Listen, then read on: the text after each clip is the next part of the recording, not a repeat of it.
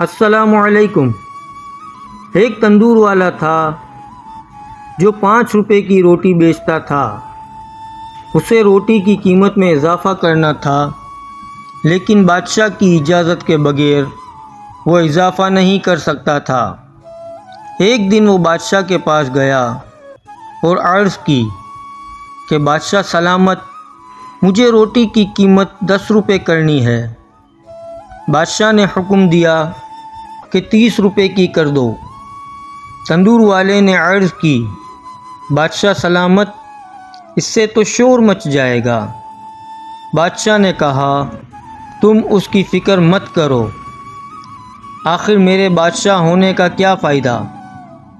تم اپنا منافع دیکھو اور روٹی 30 روپے کی کر دو۔ اگلے دن اس نے روٹی کی قیمت 30 روپے کر دی۔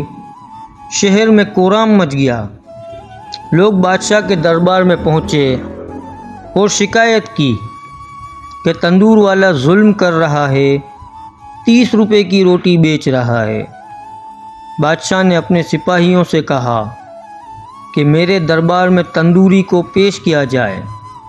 وہ جیسے ہی دربار میں پیش ہوا، بادشاہ نے غصے سے کہا، تم نے مجھ سے پوچھے بغیر قیمت کیسے بڑھا دی؟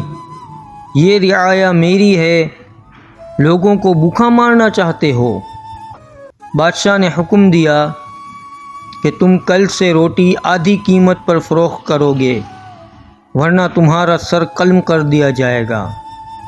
بادشاہ کا حکم سن کر عوام نے بادشاہ کے حق میں بادشاہ سلامت زندہ باد کے نعرے بلند کیے۔